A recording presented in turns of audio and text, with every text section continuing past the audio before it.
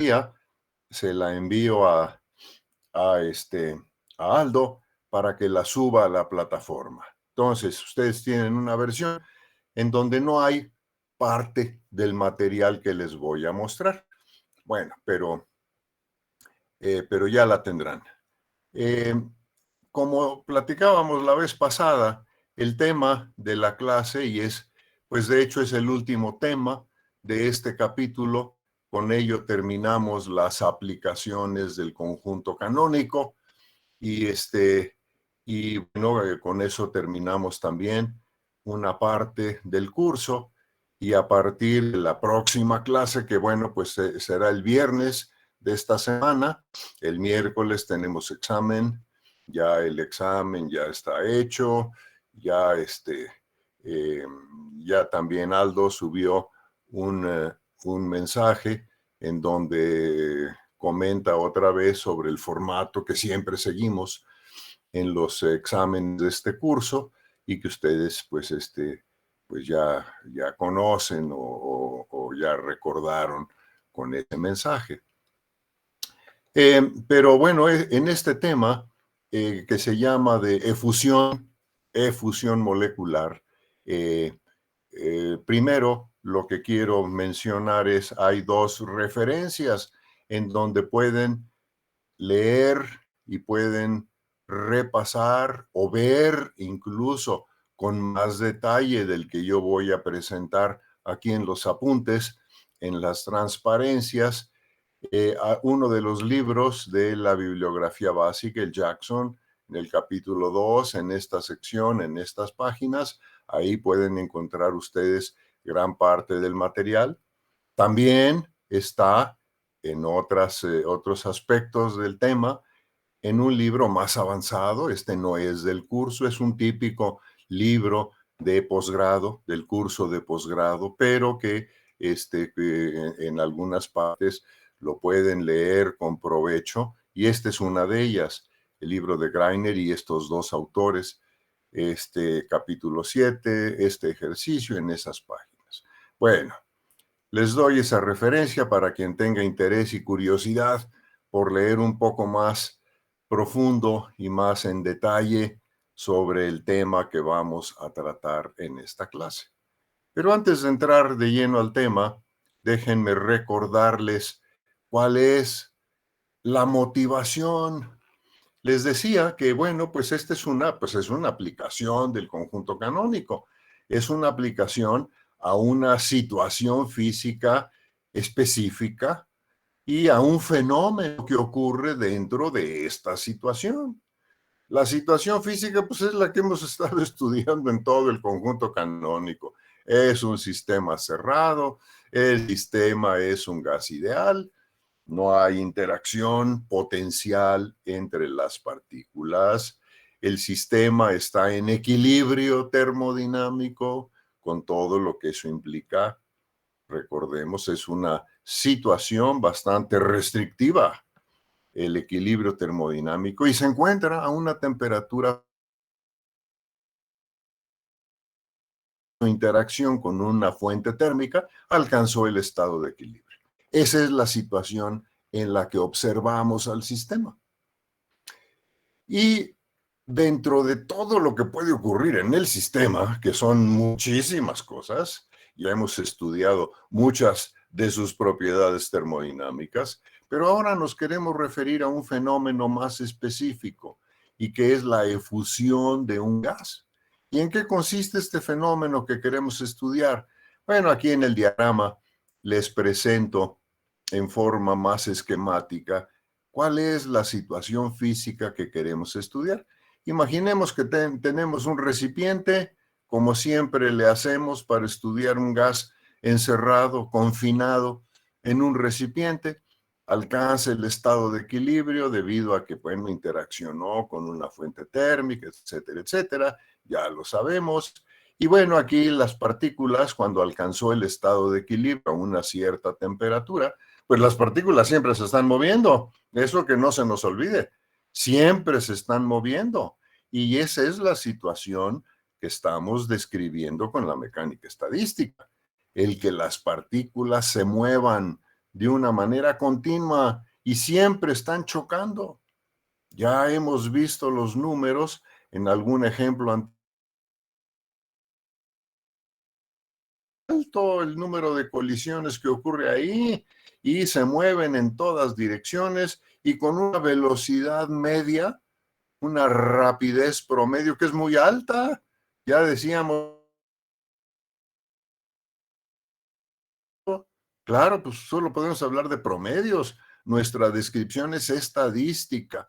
No nos interesa lo que haga cada partícula, nos interesa el conjunto de ellas.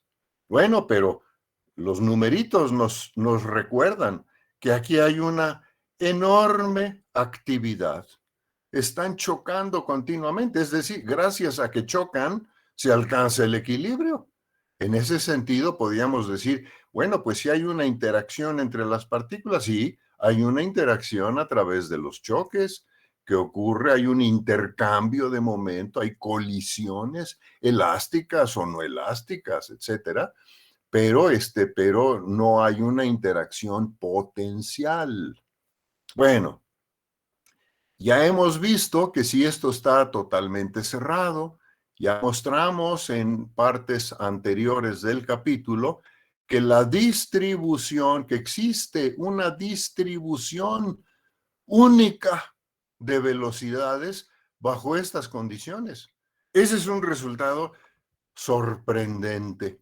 Quiere decir, no importa cuál sea la distribución de velocidades inicial con la que yo preparo al sistema al tiempo t igual a cero y lo dejo evolucionar a través de los choques que ocurren entre las partículas, independientemente de la distribución inicial que yo elija, bajo estas condiciones, cuando alcance el equilibrio, la distribución de velocidades es única. Esta f de b vector, la distribución de Maxwell-Boltzmann. Ya obtuvimos su forma explícita. Es una gaussiana como función del vector velocidad. A partir de ella ya obtuvimos muchas otras distribuciones.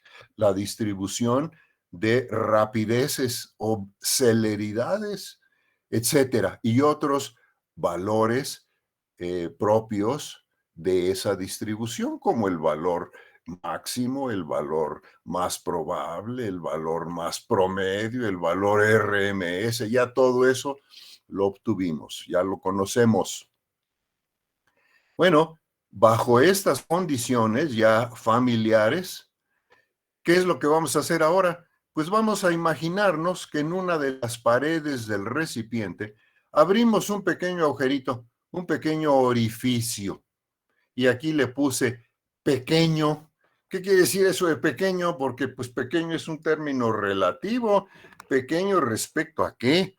Respecto al tamaño de las moléculas, respecto a qué? Lo tengo que comparar contra una distancia, una escala espacial para poder entender qué quiero decir con eso de pequeño. Bueno, eso lo vamos a hacer aquí en este ejercicio que viene a continuación.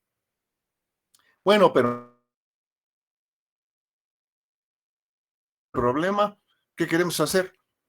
Bueno, aquí le llamé diferencial de a el tamaño, el área que presenta este orificio. Imagínense que lo vemos de lado, pues haríamos un pequeño agujerito ahí, un circulito, un agujero, y claro, pues por ahí se pueden escapar las partículas, al menos algunas de ellas. Si el orificio es pequeño en un sentido que tenemos que especificar, el fenómeno que queremos estudiar consiste en que recordemos que aquí tenemos un número muy grande de partículas del orden del número de Avogadro. Si tuviera una mol aquí, pues tendría del orden de 10 a la 23. Esas son muchísimas partículas. Bueno, algunas se escapan y se escapan, vamos a suponer, libremente. ¿Esto qué quiere decir? Pues quiere decir que al escaparse algunas, una fracción del total, vamos a suponer que no se altera el estado de equilibrio. Es decir, aunque el sistema pierde, por decirlo así, algunas moléculas que estaban inicialmente dentro, el estado de equilibrio de las que quedan no se altera, sigue siendo el mismo, se mantiene a esta temperatura y el número de partículas es muy grande, sigue siendo muy grande, de tal manera que esta F de B velocidad sigue siendo la distribución de Maxwell-Boltzmann. En eso consiste este fenómeno de escape que se llama efusión de un gas. Ese es el fenómeno de efusión. Entonces, de todas las que hay acá, algunas se salen sin alterar el estado de equilibrio. Y claro, pues cuando están aquí afuera del orificio, pues forman un gas, es el gas que se escapó. Y claro, ese gas pues no tiene por qué tener la misma distribución de velocidades que tiene el que se quedó adentro, pues porque no está bajo las mismas condiciones.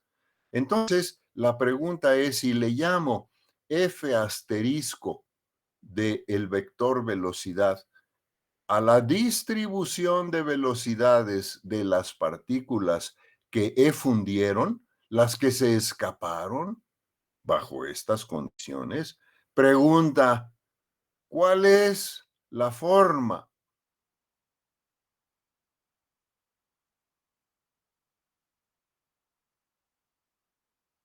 partículas que están acá afuera?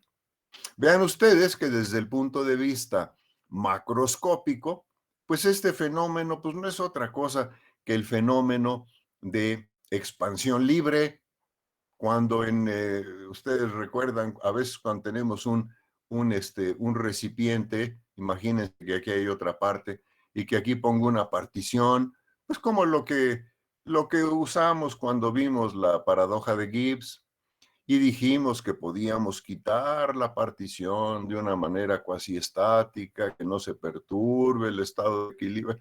Pues eso, ese fenómeno desde el punto de vista termodinámico, pues es una eh, efusión libre, podríamos decir, es una se están escapando las partículas y es un escape que ocurre. Bueno, ese proceso lo menciono porque, bueno, ese proceso pues ya lo conocemos, ya lo hemos estudiado termodinámicamente.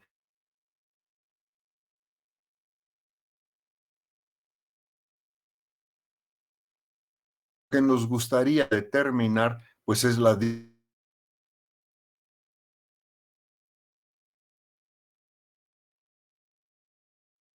partir de este. Ese es el problema, eso es lo que queremos hacer. Ahora, claro, el problema es, bueno, pues hay que, antes de empezar a querer resolverlo, vamos a acabar de entenderlo en detalle. Y bueno, para eso aquí en este ejemplo, esta es una diferencia con respecto a lo que ustedes tienen en la versión anterior de las transparencias. Aquí he puesto más ejemplos y bueno, este es uno de ellos. Es una estimación numérica de una cantidad que se usa mucho, ¿eh? Se la van a encontrar ustedes, o ya se la encontraron, más bien, pues ustedes ya vieron muchas cosas. Ya vieron, por ejemplo, en mecánica cuántica, la teoría de la dispersión. Bueno, pues ahí también aparece este concepto de recorrido libre medio. Y en inglés es el mean free path, que se usa mucho para hacer análisis más detallados, más cinéticos, es el término apropiado de este tipo de sistemas. Es un análisis microscópico detallado. Vean ustedes que estamos utilizando conceptos estadísticos, distribución de velocidades, pero como vamos a ver, nos vamos a fijar en más detalle de lo que ocurre microscópicamente con las partículas.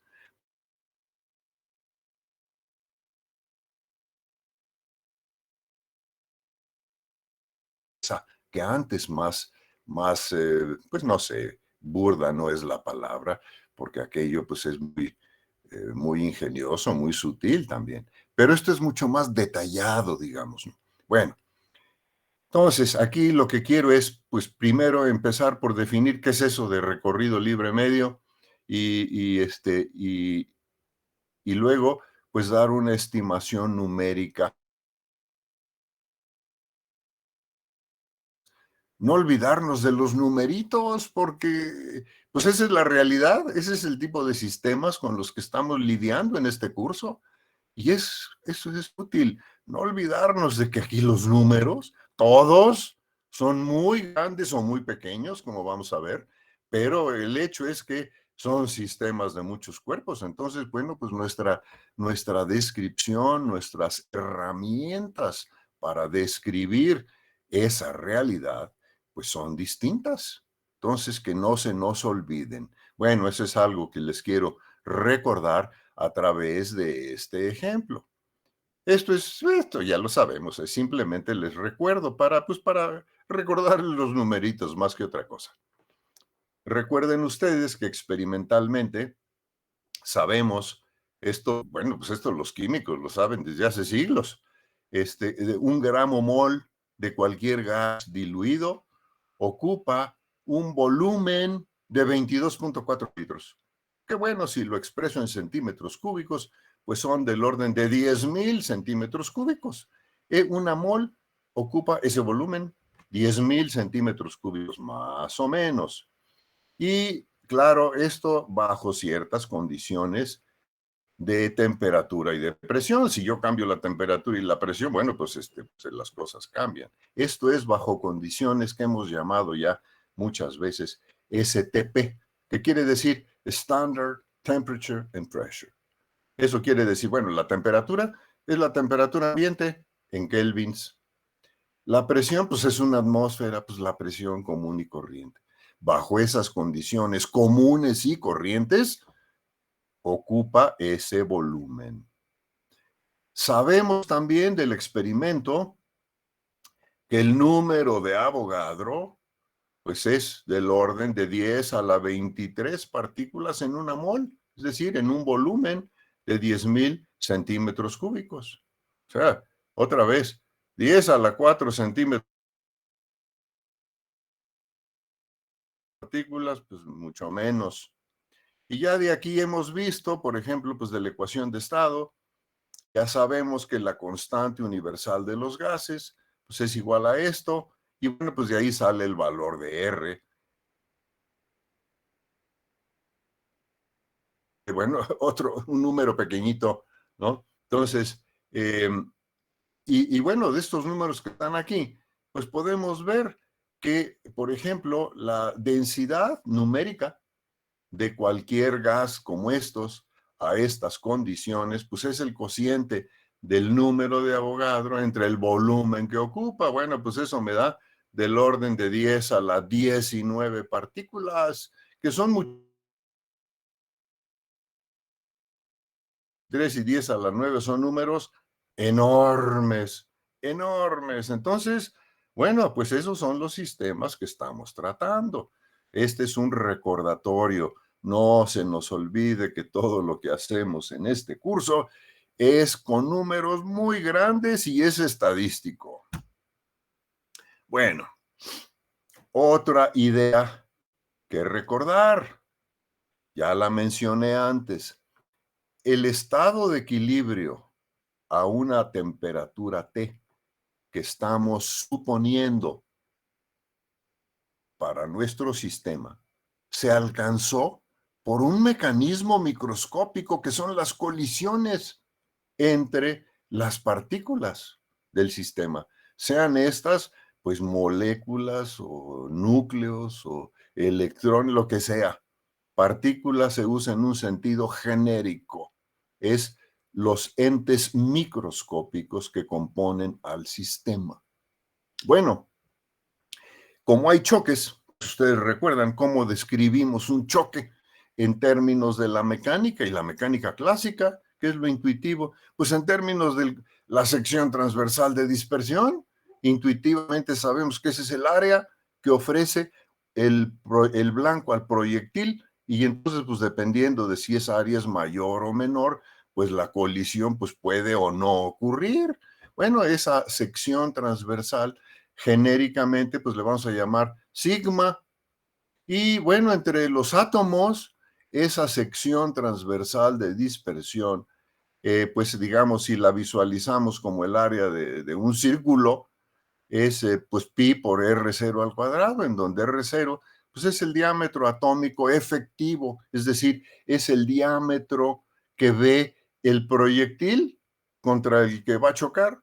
Y claro, es efectivo pues porque depende de un montón de cosas. En general, pues depende de la fuerza entre las dos, del potencial de dispersión, depende de la geometría, de muchas cosas. Pero bueno, aquí lo menciono porque típicamente cuando tengo dos átomos, pues un valor de esta sigma es del orden de 10 a la menos 8, perdón, de esta R0, que es este diámetro efectivo, pues es del orden de las dimensiones de un átomo, ¿no? Bueno, 10 a la menos 8 centímetros, pues, que es una cantidad muy pequeña.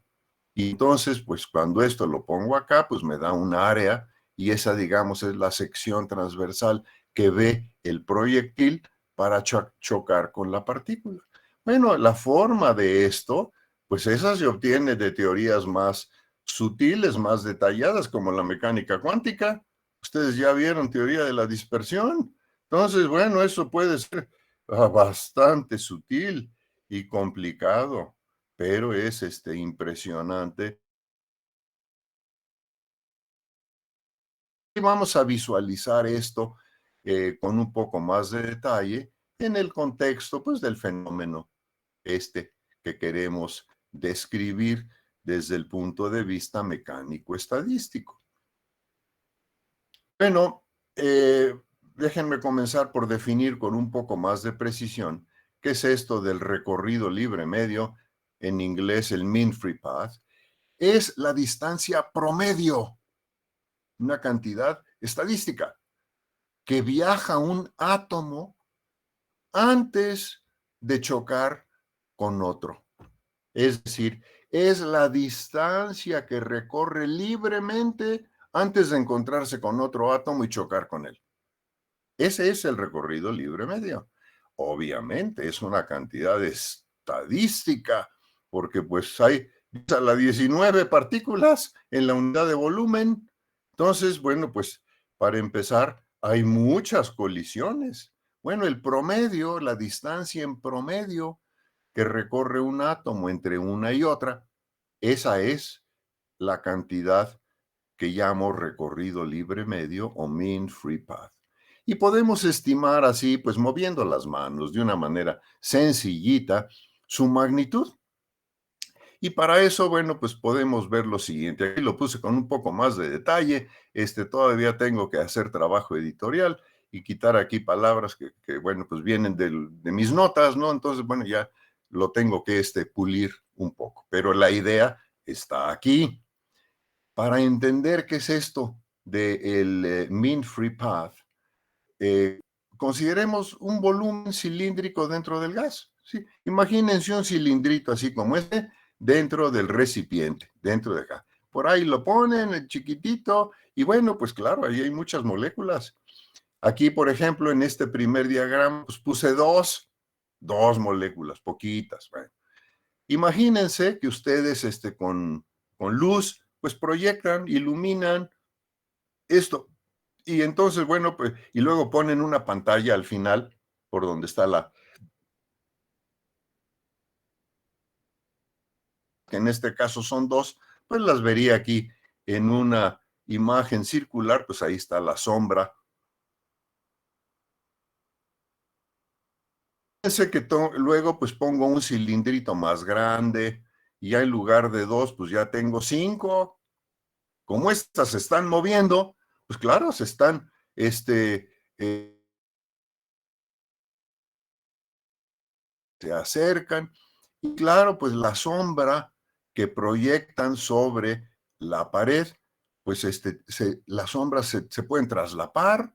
Aquí está, indicado en este diagrama, pues se traslapan. Claro, ya no están tan separadas como acá. ¿Por qué? Pues porque la densidad aumentó.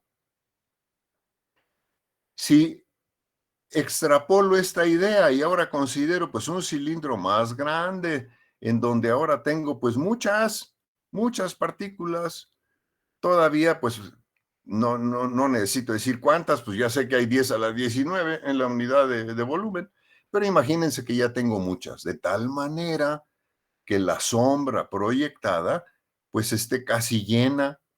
Entonces ya aquí tengo, pues ya, ¿eso qué quiere decir? Pues quiere decir que ya ahí están, chocaron, están juntas.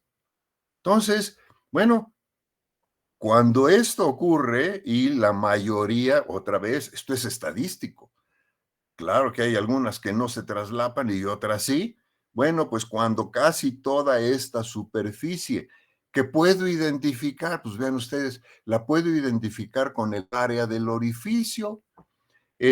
Cuando esto está casi lleno, pues entonces esta distancia, esta longitud que me determina pues el número de moléculas que tengo ahí adentro, le voy a llamar lambda, pues ese va a ser el recorrido libre medio. Esa es la distancia promedio que necesitaría tener para, bueno, no es exactamente eso, pero vamos a estar relacionado con eso, pero en forma intuitiva, pues me dice, bueno, pues si tengo que tener, pues más o menos un cilindrito de ese tamaño, con muchas partículas para que la sección transversal, pues esté casi llena. Es decir, cuando esto ocurre, pues van a chocar. Si aquí le llega otra partícula, pues sí, pues va a chocar, seguro. Va a haber colisión. Acá, pues acá, quién sabe, acá puede ser que no. Si llega una partícula, bueno, se pasa entre las dos y no chocó. Pero cuando esto está casi lleno, pues sí, la sección de transversal, la sección transversal de dispersión es grande y y por lo tanto, bueno, pues entonces va a chocar. Bueno, pues esto que está aquí es la sigma que les puse antes y que está asociada pues con una cierta longitud que vamos a determinar. Bueno, eso es lo que digo aquí en este parrafito. Es esa idea.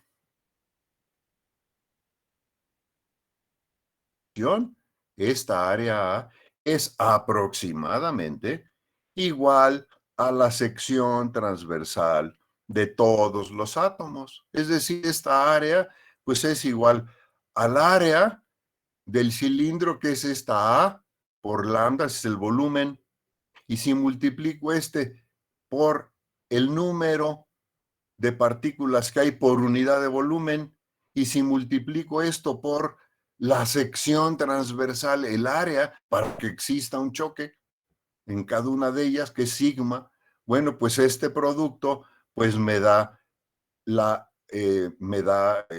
área efectiva, digamos, la sección transversal, que la identificamos con un área. Bueno, pues si de aquí puedo estimar cuánto vale la lambda, y entonces, bueno, pues esto me da una idea, claro, esto que estoy haciendo, pues bueno, pues no es riguroso, pero sí es intuitivo, me da una idea más, más clara, más elemental, pero pues me permite entender mejor qué es esta lambda. Bueno, esta lambda que aquí identifiqué con esta longitud resulta ser de este orden, ¿no? Es de un 1 entre n por sigma, en donde n pues es la densidad numérica y sigma es el área, la sección transversal de dispersión. Ahora, en condiciones STP, pues la n, pues ya vimos, es del orden de 10 a la 19, aquí debía ser n minúscula, no n mayúscula. Y esta sección, bueno, pues resulta ser de este orden, digamos, son valores típicos, 10 a la menos 16, entonces vean ustedes, tengo aquí 10 a la 19, 10 a la menos 16, y metiéndolo por acá arriba, resulta que la lambda es del orden de 10 a la menos 5 centímetros. ¿Esto qué quiere decir? Pues eso es lo que me interesa, que en una escala microscópica, es decir, viendo este proceso, estos procesos de colisión con más detalle microscópico, que esto es un tanto más detallado de lo que hemos hecho con los ensambles. En los ensambles, pues la idea genérica es, no importa lo que haga cada partícula, lo que me interesa es el conjunto, por eso hablo del promedio, por eso hablo del ensamble. Bueno, aquí estamos haciendo un detalle, un análisis mucho más detallado. Nos estamos fijando en la sección de transversal de las partículas. Claro, pues sí, esto es un tanto distinto, pero vean ustedes, ya tenemos una estimación, más o menos, de la distancia que en promedio debe recorrer una partícula libremente antes de chocar con otra. 10 a la menos 5 centímetros. Bueno, es una millonésima de centímetro. Pues eso quiere decir que, pues sí, un átomo difícilmente se mueve sin chocar con otro. Claro, pues por eso el número de colisiones es tan grande. Bueno, esta es una estimación, vean ustedes, estoy diciendo aquí que lambda es una cantidad promedio, pero pues no hemos hecho ningún promedio. Esto es más intuitivo, es moviendo un poco las manos. Se puede hacer más riguroso, por supuesto, pero eso está fuera del nivel de este curso. Eso ya lo verán ustedes si es que lo ven alguna vez en cursos más avanzados. Eso es teoría cinética. Bueno, pero aquí pues ya tenemos cuando menos una idea más intuitiva del el orden de las escalas que estamos considerando. O sea, una partícula solo se puede mover sin chocar, en promedio, 10 a la menos 5 centímetros, que es una cantidad pequeñísima. Y claro, pues ¿por qué? Pues porque hay muchas. Bien, teniendo una idea del valor de esta lambda y teniendo una idea, no es una demostración rigurosa, teniendo una idea de qué debo entender por este recorrido libre medio, entonces vean ustedes que ahora, pues dejen de recordar, agregar otros elementos que ya conocemos. Por ejemplo, pues ya vimos que del teorema de equipartición sabemos que pues para un grado para los grados de libertad translacionales se cumple esto, la energía es 3 medios de kT. Y de aquí obtuvimos, bueno, de aquí se puede obtener que la rapidez promedio, pues sería esta. Eso es de aquí. Pero ya vimos que si hago las cosas con más detalle de la distribución de velocidades o la distribución de celeridades, puedo obtener con más precisión cuánto vale esta rapidez promedio. Y resulta ser esta, 8 kT entre mpi. Pero ya discutimos por qué puedo simplificar las cosas y manejar esto, pues que es más fácil. Eso de andar cargando con la pi en el denominador, pues es más latoso y no cambia nada, no cambia nada de lo esencial. Bueno, pero bueno, eso ya lo vimos. Si yo quisiera estimar, pues con los valores que ya conocemos de M, de T, de B, etcétera, vean ustedes que puedo estimar los valores de otros numeritos importantes, por ejemplo, a temperatura ambiente. Si me fijo en el hidrógeno, la masa del hidrógeno, pues es 2 veces una unidad atómica de masa, que recuerden, es 10 a la menos 27 kilogramos, y que puedo poner también en electronvolts, y que bueno, pues puedo escribir la constante de Boltzmann en las unidades apropiadas, consistentes, CGS, como esto. Ahí está. Entonces, bueno, pues una estimación de esta rapidez promedio pues es del orden de 10 a la 5 centímetros por segundo, que bueno, son 100,000 centímetros por segundo. Pues ¿eso qué es? Pues es la velocidad con que saldrían estas moléculas del orificio. Pues eso es lo que estamos haciendo. Estas que se salieron, bajo las condiciones que ya dije, pues estamos calculando, estimando, moviendo las manos, cuál es la rapidez con que salen. La rapidez promedio, pues es esta. Esa rapidez promedio es esta. Y un valor numérico típico para el hidrógeno, por ejemplo, pues es esta. Por lo tanto, pues esta es la rapidez con que sale una molécula que experimenta el fenómeno termodinámico macroscópico que ya conocemos y que le llamamos expansión libre, y que aquí, desde un punto de vista microscópico, estamos identificando con este fenómeno de efusión. Bueno, esto nos da pues quizá una mejor perspectiva. Bueno, de aquí podemos estimar el tiempo promedio entre colisiones sucesivas. Pues el tiempo pues es distancia entre velocidad o magnitud de la velocidad. Esta lambda pues es el recorrido libre medio. Esta v pues es esta. Bueno, pues de ahí sale que el tiempo medio, otra vez, todo es promedio aquí, es del orden de 10 a la menos 10 segundos. O sea, eso es más o menos el tiempo que tarda en recorrer un átomo la distancia lambda, el recorrido libre medio, es decir, es el tiempo que se tarda en encontrarse otra partícula y chocar con ella. 10 a la menos 10 segundos. Pues eso es nada. Es decir, pero este es el tiempo que tardan pues esas partículas durante este proceso de expansión libre. Bueno, como al final del proceso de expansión libre, pues se alcanza una situación de equilibrio, pues podríamos decir, bueno, pues estos son los tiempos involucrados en el proceso de relajación hacia el equilibrio. Bueno, este es simplemente ilustrativo, no es de ninguna manera riguroso, pero sí nos da una imagen, pues un poquito más cuantitativa del fenómeno que queremos estudiar. Entonces, puedo resumir todo lo anterior con este diagramita que tengo aquí, que saqué por ahí de un libro y que vean, esto que está aquí es el orificio en la pared del recipiente. En el régimen al que me he estado refiriendo, el régimen, digamos, de efusión, podemos caracterizarlo pues diciendo que la partícula sale libremente. ¿Para qué? Pues para no alterar el estado de equilibrio de lo que quedó. Por eso sale libremente. Para que salga libremente, pues quiere decir que tiene que recorrer una distancia pues que sea del orden del recorrido libre medio, porque pues si no chocaría con otras partículas aquí en el camino, mientras llega de donde esté al orificio, pues puede chocar y entonces se desvía y ya no sale.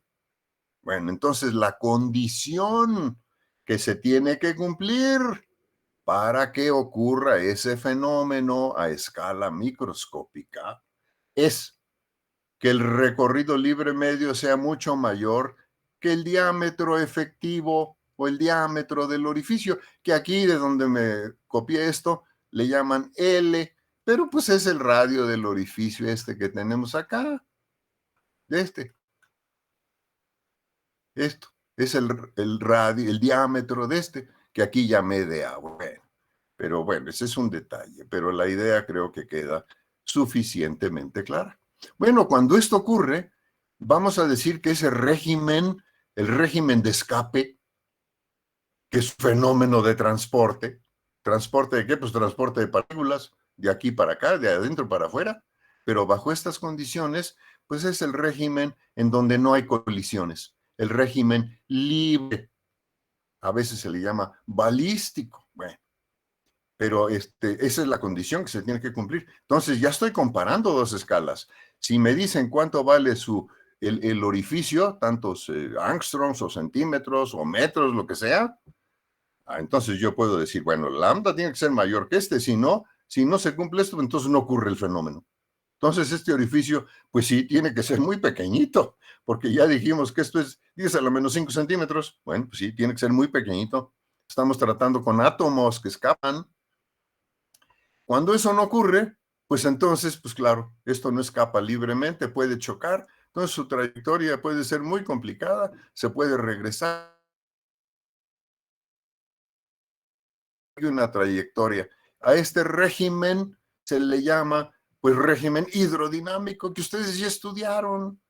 Pues esto ocurre cuando tengo un jet, por ejemplo, un flujo macroscópico, y ese pues lo describo macroscópicamente con la hidrodinámica, con las ecuaciones de Navier-Stokes, si esto es un fluido newtoniano, y con otras ecuaciones hidrodinámicas, y esto de acá, el gas es mucho más complicado. O sea, hay muchas hidrodinámicas, no solo Navier-Stokes, esa es la más sencilla. Entonces, bueno, esto identifica con un poco más de precisión en dónde nos estamos moviendo. Estamos en este régimen bajo las condiciones ya descritas con un fenómeno particular. No es en general que consideremos el escape de partículas, no. Es el escape bajo esas condiciones, nada más. Ese es el fenómeno de efusión que queremos estudiar. Bueno, dicho esto, con estos antecedentes, pues vamos a proceder por etapas a resolver o a contestar pues, la pregunta que nos hicimos aquí al principio. Yo quiero algo muy microscópico. Quiero encontrar cuál es la forma de la distribución de velocidades de las partículas que están acá afuera. Es una pregunta muy ambiciosa, muy detallada. No estoy preguntando por valores promedio nada más, los cuales podría obtener una vez que ya conozca esta. Pero primero necesito conocer cuál es la forma de esta distribución de velocidades de las partículas que efundieron. Eso es lo que queremos. Bueno, eso lo vamos a hacer, como puse aquí, por etapas. Primer paso, vamos a obtener cuál es el flujo de partículas. Uy, aquí se me fue una T, ya la corregiré. El flujo de partículas sobre la pared. ¿Qué es eso de flujo? Bueno, pues ya lo sabemos de la hidrodinámica. ¿Qué es el flujo de cualquier cosa, de una cantidad X, la que sea?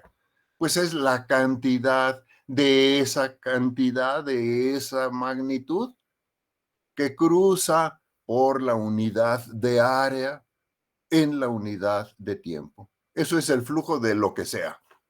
Así lo entendemos nosotros en física.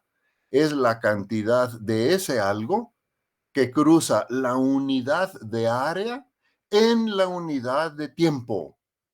Eso es lo que queremos obtener. Eso es lo que está aquí. El flujo, es decir, la cantidad de partículas que llegan a la unidad de área de la pared en la unidad de tiempo. Vean ustedes que esto es independiente, en principio, de que haya o no un orificio, que haya un agujerito ahí. Supongamos que no hay agujerito, bueno, pues el flujo de partículas sobre la pared es el número de partículas, de átomos que chocan con la unidad de área por la pared por unidad de tiempo. Si en esa unidad de área después hago el agujerito, pues entonces van a escapar. Y entonces ya tendré la efusión. Pero la pregunta es más general que eso. Vean ustedes que esta es la pregunta que nos hacemos cuando queremos calcular la presión sobre una pared desde un punto de vista microscópico, detallado, cinético, como el que estamos haciendo. Entonces, efectivamente, lo que estamos haciendo y las preguntas que estamos formulando, pues son mucho más detalladas, más...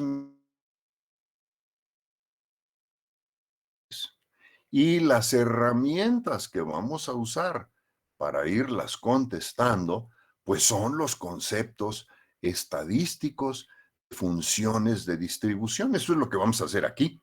Vamos a calcular ese flujo de partículas que chocan contra un elemento de área A. Vean ustedes, aquí, este elemento de área A, pues es lo que llamé aquí la unidad de área de la pared del recipiente antes de que exista el orificio. En ese sentido, pues mi discusión es un poco más general. No necesito que haya orificio, no necesito que haya fusión. La pregunta es mucho más general.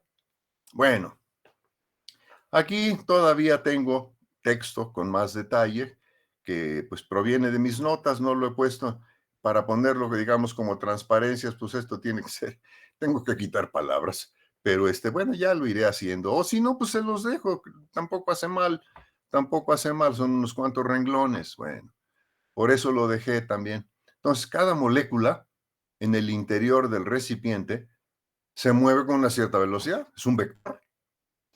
Y este vector pues cambia tanto en magnitud como en dirección a medida que transcurre el tiempo, porque cuando transcurre el tiempo, pues hay choques y en cada choque, pues por definición, pues cambia el vector velocidad. Por lo tanto, pues esto está cambiando, pero cambia de tal manera que el sistema permanece en equilibrio. Y bueno, pues ya sabemos que si está en equilibrio, entonces siempre habrá en promedio, y fíjense, estoy hablando de siempre, es decir, no importa la condición inicial, después de que alcance el equilibrio y se mantiene en equilibrio, la distribución de velocidades siempre es la de Maxwell-Boltzmann, es única, siempre tiende a eso. Es decir, vean ustedes que esto, en un sentido más profundo, está diciendo, pues del caos aparente, representado por todos los choques, hay mucho orden en el sistema. De ese caos aparente, siempre evoluciona al orden y el orden se manifiesta, pues así, la distribución de velocidades es única. Por eso puse aquí siempre. Pero claro, es un concepto estadístico. Eso quiere decir que en promedio siempre hay el mismo número de partículas por unidad diferencial en el espacio o subespacio de la velocidad. Es decir, el número de partículas que se mueve con una velocidad en este intervalo infinitesimal siempre es el mismo, por la razón que acabo de decir, a pesar de que individualmente, es decir, en cada choque particular, la velocidad cambia, pero en promedio, el número promedio de moléculas en este intervalo de velocidades siempre es el mismo, no cambia. Bueno, esta es una idea importante que proviene pues de nuestro concepto de distribución de velocidades de Maxwell-Boltzmann, que ya vimos, la distribución de velocidades con B vector, una gaussiana. Bueno, vamos a usar eso para escribir lo siguiente.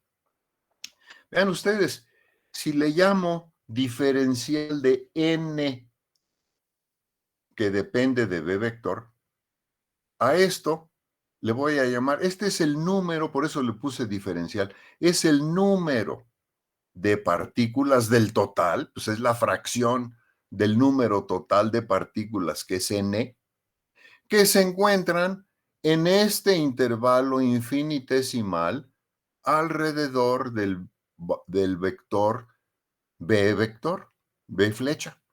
Bueno, esta parte, esta fracción del número total, bueno, pues es este numerito entre el total, pues es una fracción, pues sí, es la fracción de partículas que están en este intervalo respecto al número total.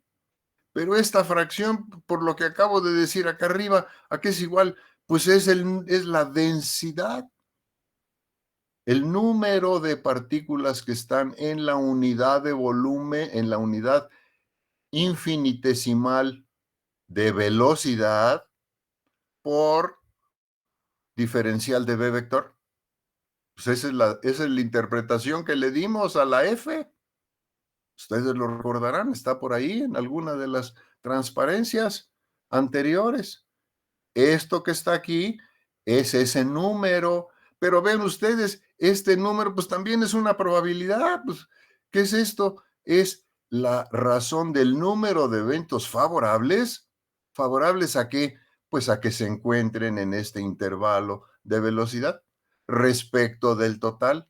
Y eso es igual, pues a este número. Yo ya sé que esto es un número, ya lo interpretamos, pero yo ya sé la forma de esta f. Bueno, pues miren, si despejo f de aquí, pues f es igual a esto. Y esta f, como ya conozco su forma explícita, es igual a esto. Entonces tengo esta igualdad. Esto es igual a esto. Por lo tanto, ya tengo una expresión para dn. Esta dn, pues es esta fracción de partículas en ese intervalo. Y esa dn, pues es lo que está aquí. Es esto multiplicado por n y por d3b. Entonces vean ustedes cómo el manejar los conceptos estadísticos generales me permitió ya encontrar una expresión explícita. Entonces ya conozco cuántas del total se mueven con una velocidad en este intervalo. Primer resultado de mi análisis. Segundo paso. De estas partículas, yo quiero saber cuántas de ellas van a chocar con el elemento de área de la pared durante, pues, el tiempo infinitesimal. La unidad de tiempo, pues, la voy a tomar como este intervalo infinitesimal diferencial de t. Bueno, para contestar esto, pues vamos a usar lo que ya vimos. Bueno, déjenme continuar un poquito más y luego terminamos en lugar de interrumpir y tomar un descanso. Entonces, aguantemos un poco más la discusión y para no perder la continuidad en las ideas, y vamos a responder esta pregunta. ¿Cuántas de esas partículas de n chocan con el elemento de área en diferencial de t? Ven ustedes que estamos diciendo chocan. Ahora queremos considerar no solo las que estén ahí, que estén en este intervalo de velocidades, no. Además, quiero saber el número de ellas que va a chocar con la pared. Entonces, pues tengo que poner una condición de choque. ¿Cómo le pongo aquí a esta expresión? ¿Cómo le meto esa información de que tienen que chocar? Bueno, pues para eso tengo que hacer un análisis un poco más detallado. Vean ustedes, para eso me doy cuenta de lo siguiente. Todas las partículas que tienen esta velocidad, bueno, otra vez, esto lo debo interpretar estadísticamente. Quiero decir, todas aquellas cuyo vector velocidad se encuentra en ese intervalo. Aquí no hay determinismos. Entonces, con esa interpretación, quiero saber, bueno, me doy cuenta de lo siguiente. Las que viajan con esta velocidad pues recorren durante el tiempo diferencial de t, que es el que yo dije, que es el que me interesa, pues viajan esta distancia. Distancia, pues es velocidad por tiempo. Entonces, dr es v por dt. Entonces, las que choquen, pues tienen que tiempo. Para garantizar que choquen, porque pues esta distancia pues la pueden recorrer adentro del recipiente donde yo quiera. No, pero yo quiero que choquen. Ah, bueno, si quieres que choquen, entonces, pues esta distancia tiene que estar dentro de una cierta región cercana al orificio. Vean ustedes aquí en este diagrama, pues este es el diámetro del orificio, lo que llamé A. Aunque no haga el agujero, bueno, pues este es el área de la pared con la que quiero que choquen. Bueno, pues ¿cuáles van a chocar? Este es un vector, ¿eh? Recordemos, es un vector. Entonces tiene dirección y magnitud. Bueno, pues ¿cómo meto ahí una condición de colisión? Pues quiero ponerlo así. Para que choquen, pues tienen que recorrer esa distancia, que en magnitud, vean ustedes, de aquí, la magnitud de este desplazamiento que deben tener las partículas para que choquen, es decir, esa es la condición de choque, pues es que la componente perpendicular a la pared de ese desplazamiento, que es, bueno, si a esta dirección en mi sistema de coordenadas le llamo la dirección Z, pues esto sería la componente Z de la velocidad por diferencial de t. Pues esta distancia, pues tiene que ser tal que durante el tiempo dt, pues la partícula llegue a la pared. Pues si no llega, pues no choca. Es decir, si todo esto está más acá, más adentro, pues en dt, pues no le da tiempo de llegar. Entonces, para que choque, tiene que encontrarse a una distancia apropiada para que pueda salirse por el agujero cuando yo abra el orificio. Entonces, si la velocidad, digamos, tiene esa dirección, pues que la condición de que choque es que su componente perpendicular a la pared, que es esta, tenga esta magnitud, en donde la dt, pues es la que me dieron, diferencial de t. Bueno, vean ustedes que esta magnitud la puedo escribir de esta forma, porque ¿cuántas son las que están aquí adentro? Bueno, pues imagínense otra vez, si veo esto como uno de los cilindritos que pusimos allá antes para visualizar la sección transversal de dispersión, pues imagínense que esta es la tapa de uno de estos cilindritos. Bueno, pues la longitud, o sea, la longitud del cilindro, la longitud a lo largo de su eje, pues tiene que ser esta. Si no, pues no choca, no alcanza a llegar. Bueno, pues eso es lo que escribí aquí. La magnitud de esa velocidad que debe tener la partícula para que choque, pues tiene que ser el área, y esta área pues es A, por la distancia que debe recorrer, que sería la longitud del cilindrito de colisión. Le llamo cilindrito de colisión, pues porque tiene que estar ahí adentro para que choque. Si no está ahí adentro, en dt, pues no choca y por lo tanto, pues no me interesa. Entonces, diferencial de volumen, digo, es igual a esto, ¿no? Entonces multipliqué el área del cilindro por su longitud, pues me da un volumen, por diferencial de t, pues es esto. ¿Qué es? Pues es el elemento de volumen, pues de este cilindro, y a este cilindro, pues vamos a llamar cilindro de colisión, por condiciones obvias. Una partícula que no esté dentro del cilindro de colisión, en el intervalo de tiempo diferencial de t, pues no va a llegar a la pared y no va a chocar. Y si hubiera agujerito, pues no se va a escapar. Bueno, esa es la condición para que choquen o para que se escapen. Tiene que estar adentro de una región, de un cilindro de colisión, cuyo elemento de volumen es este. Si esto no se cumple, pues no choca ni se escapa. Entonces, esta es la condición que debe cumplir una partícula, encontrarse en esa región para que choque. Si eso no ocurre, no choca. Bueno, eso es un resultado interesante. Ya tengo una condición para garantizar si choca o no, o si escapa o no.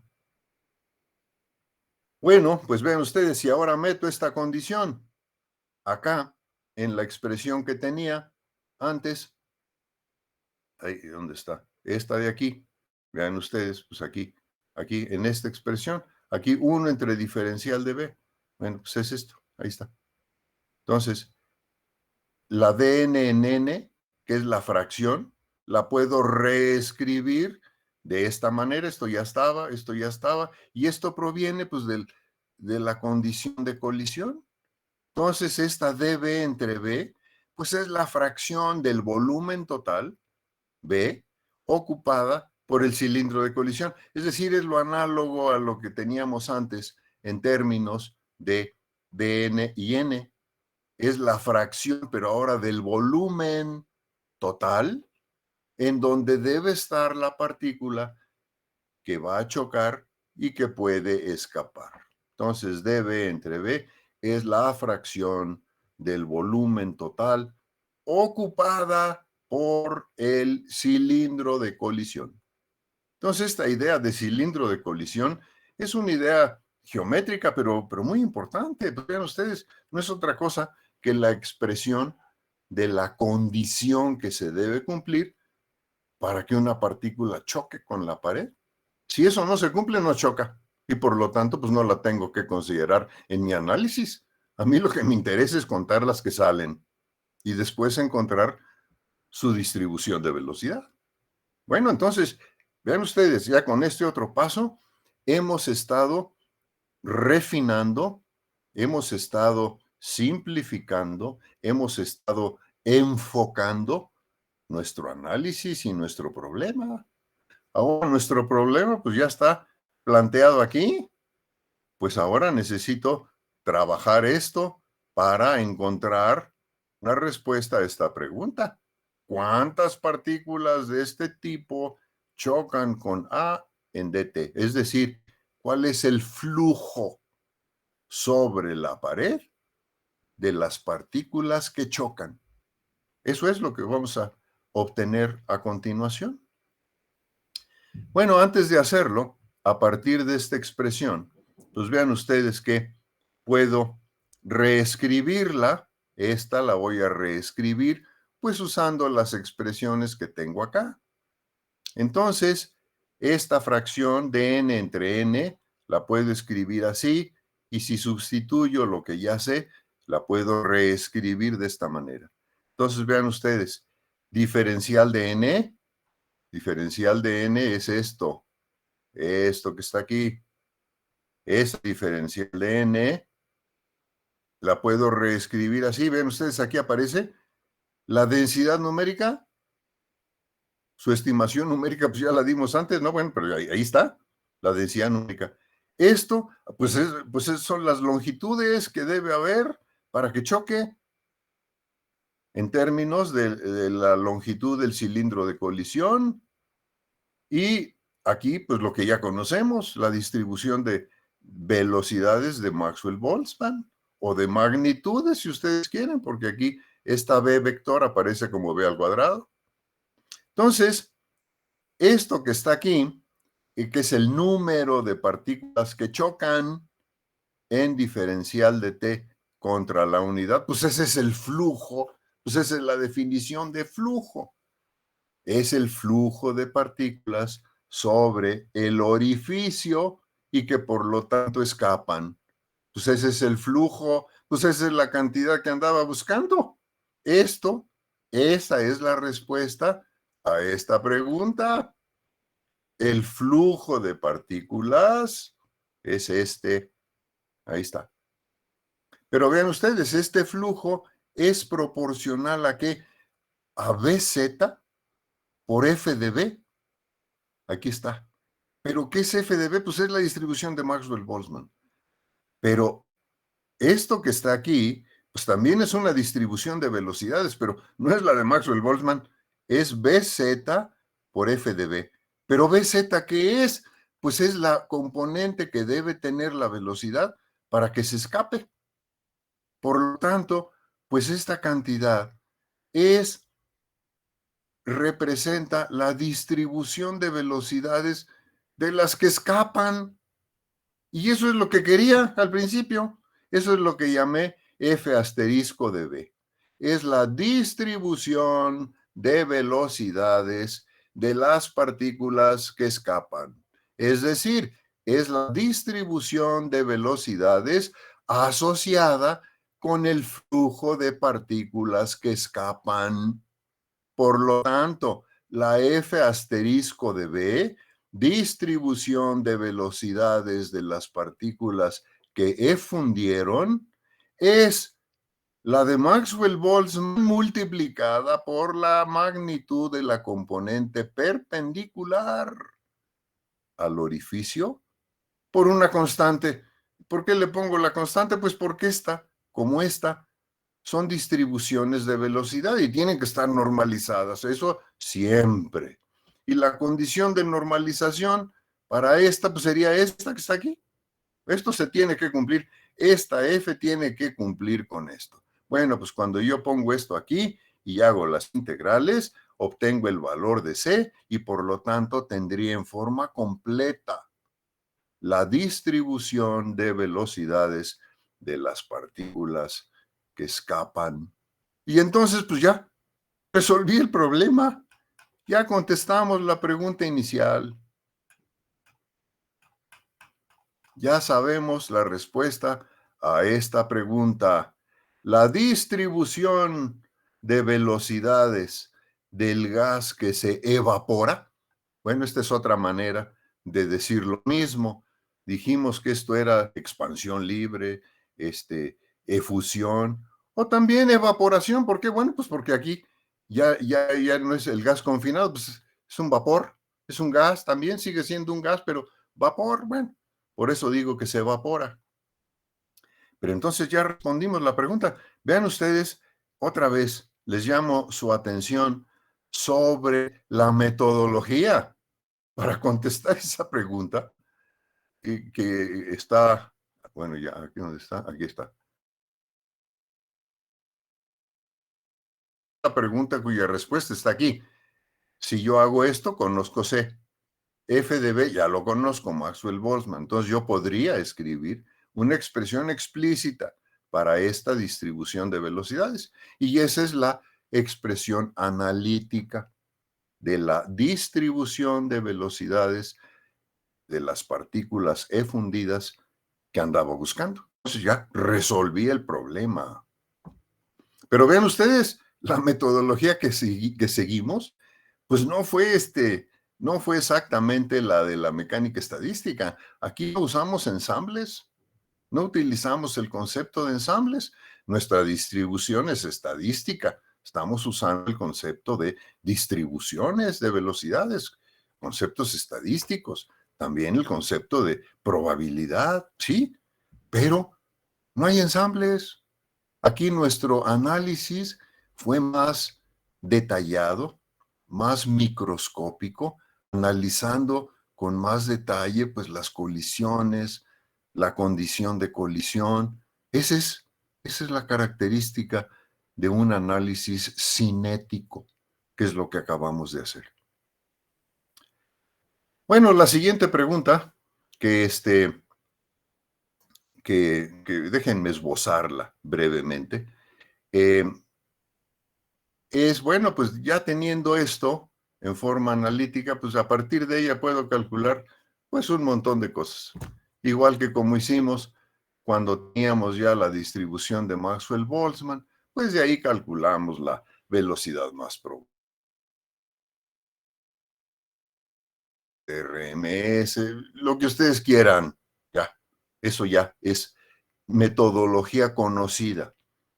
Bueno, en particular, este es el flujo de efusión sobre la unidad o sobre la unidad de área, que bueno, aquí en mi notación que tengo que refinar, pues es la unidad de área, que no necesariamente es todo el orificio, pues es la unidad de área en el orificio. Pero bueno, si yo tengo un orificio macroscópico que puedo ver, al cual le puedo medir su diámetro, bueno, pues tendría que extender mi respuesta pues al área correspondiente. Entonces, la siguiente pregunta que me hago es, si esto fue el flujo, ¿de quién? Pues de aquellas partículas que chocan con la unidad de área en la unidad de tiempo y que tienen una velocidad o magnitud de la velocidad en el intervalo diferencial que he considerado. La respuesta es esta. Pero fíjense, es de aquellas cuya velocidad está en ese intervalo. Bueno, yo digo, bueno, pero pues yo tengo partículas cuya velocidad está en muchos intervalos. Entonces, lo que realmente quisiera yo es el flujo total de efusión. Este número, el flujo total, pues es el número total y es, por supuesto, un número probable de moléculas que chocan con A en dt, pero cuya velocidad es cualquiera, está en cualquier intervalo, no necesariamente en este intervalo infinitesimal que consideré aquí. O sea, quiero calcular a partir de aquello el flujo total. ¿Cómo le hacemos? Bueno, pues aquí usamos la metodología que ya usamos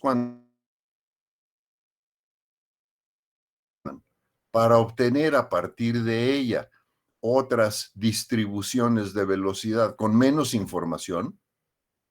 ¿Qué hicimos? Fue integrar sobre las variables que no quiero.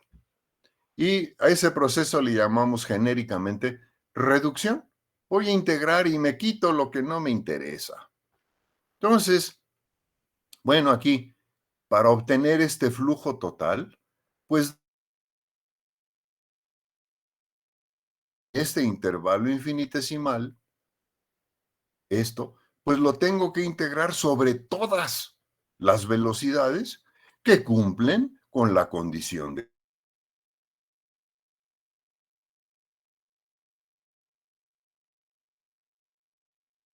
la, de la velocidad.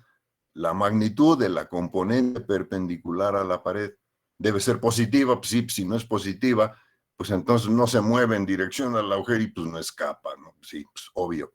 Tengo que escoger que se mueva en esa dirección y que esté a la distancia apropiada.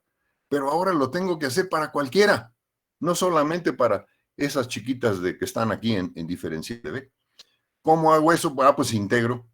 ¿Integro qué? Sobre todas las componentes que no me interesan. ¿Cuáles son? Pues la componente X y la componente Y. Lo que me interesa es que se mueva en la dirección Z con una magnitud esta. Eso es lo que me interesa. Ahí está. Pero, por eso, aquí tengo que integrar sobre todas las componentes de BZ que sean positivas de 0 a infinito. Pero en X y Y, pues no me interesa. Si chocan con las otras paredes, pues esas no son las que estoy contabilizando sobre todos los valores de la componente X y de la componente Y. Eso es lo que está aquí. Esto generaliza a esta ecuación y me da entonces este flujo total. Bueno, pero ahora tengo que evaluar las integrales. Pero otra vez es muy sencillo. Si ya son integrales gaussianas, es una nota del cálculo detallado de esta integral que le llamé I mayúscula. Bueno, pues ya no los voy a aburrir con álgebra.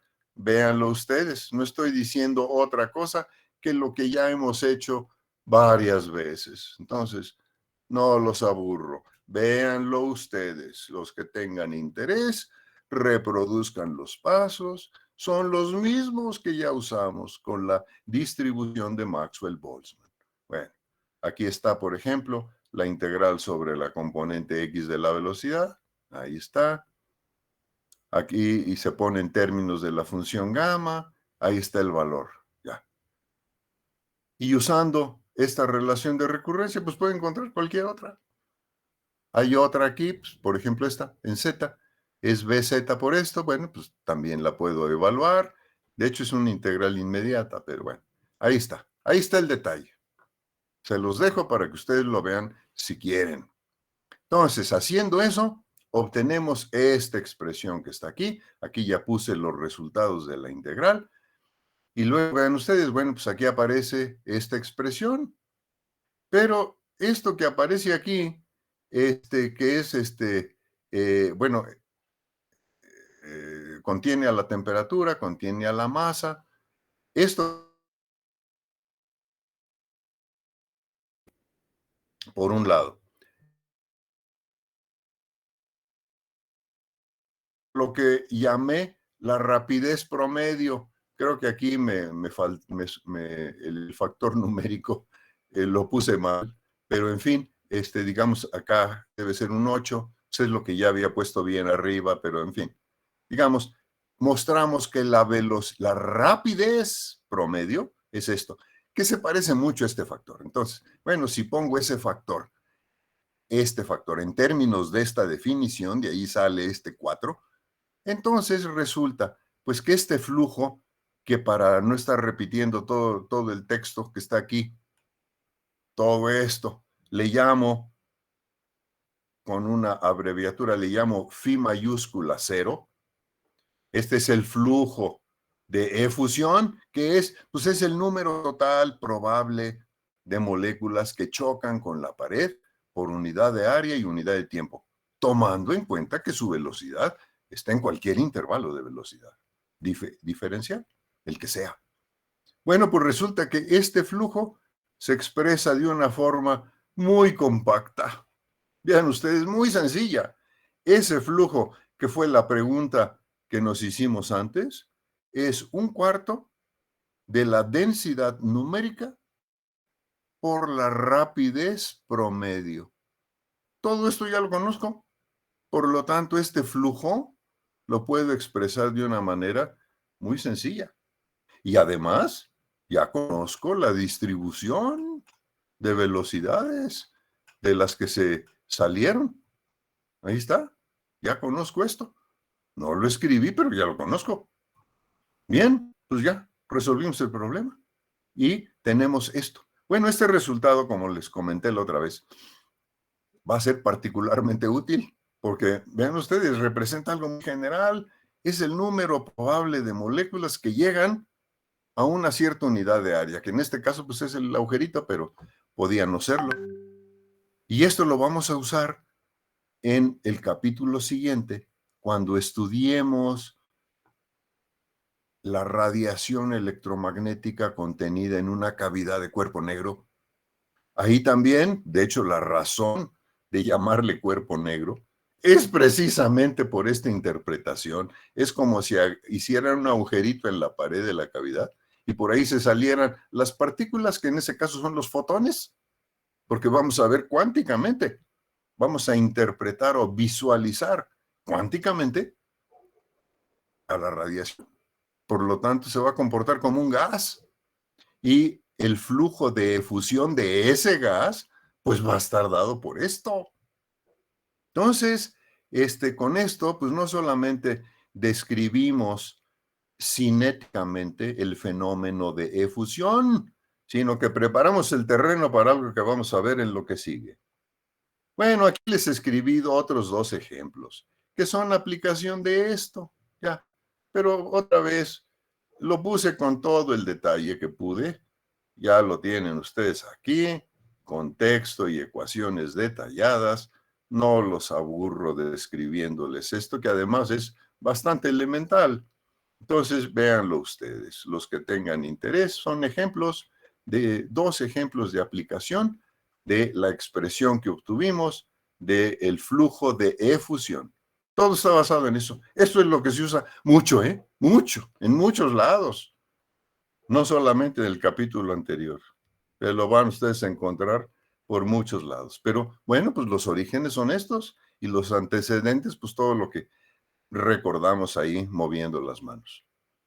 Pues la última sección que ya tiene, que creo que esta ya la tienen, la versión de las transparencias en su poder, pero si no, pues se las voy a enviar en la nueva. Es un resumen entre los 2 conjuntos representativos que hemos visto, el microcanónico y el canónico. Y aquí pues es una especie de problemario, de formulario, donde puse ahí los resultados más importantes. Por ejemplo, este ensamble microcanónico, ¿cómo lo caracterizo termodinámicamente? Por estas variables. Estas son las variables independientes macroscópicas, es decir, este es el macroestado. El potencial termodinámico asociado con este macroestado, es decir, con esta representación termodinámica, es la entropía. Esta entropía depende, pues, de estas variables. Estas son las variables naturales de la entropía en este ensamble. Y aquí es el postulado de Boltzmann, está expresada en términos de la variable microscópica relevante, que no son ni las posiciones ni las velocidades de las partículas. Eso no me interesa directamente. Lo que importa es el número de microestados. Entonces aquí se ve macroscópicamente, esta es la variable importante, microscópicamente es esta, esa es la que tengo que calcular. La distribución de probabilidad asociada, pues es la distribución microcanónica, que ya definimos, aquí está. Y la función de partición asociada, que es esta, en estas variables, y que aquí tiene su parche, el parche que ya hemos discutido varias veces. Ese es lo que tengo que multiplicar para contar bien el número de microestados. Variables fluctuantes, pues no hay ninguna. El sistema es aislado. Aquí no fluctúa nada a este nivel, ¿no? Entonces, la energía está fija, el volumen está fijo y N está fijo. Son variables macroscópicas. Esas no fluctúan. Bueno, y acá está lo mismo para el ensamble canónico. La misma lógica, la misma distribución.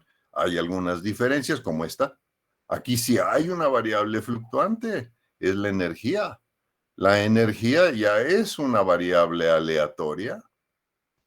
Y como resulta que en este caso las fluctuaciones, vean ustedes, estas son las fluctuaciones relativas, es la varianza en unidades del promedio al cuadrado. Esto de aquí es la sigma, la dispersión relativa al promedio. Esta es muy pequeña, va como 1 entre n o la raíz de n. Y como n es 10 a la 23, pues esto es nada. Entonces las fluctuaciones son muy pequeñas y puedo hacer esta identificación. Entonces, por eso el ensamble microcanónico solo se ocupa de calcular valores promedio. Bueno, y con eso terminamos el capítulo. En la clase del viernes empiezo con estadísticas cuánticas y en transparencias con algunas de las correcciones que ya mencioné. Preguntas, observaciones, comentarios, críticas. Adelante, no hay nada.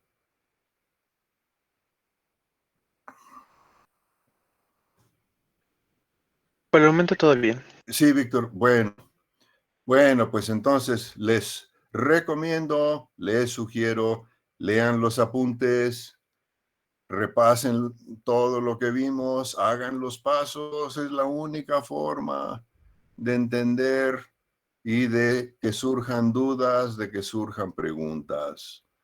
Bueno, pues entonces, el miércoles examen, el viernes continuamos con el curso.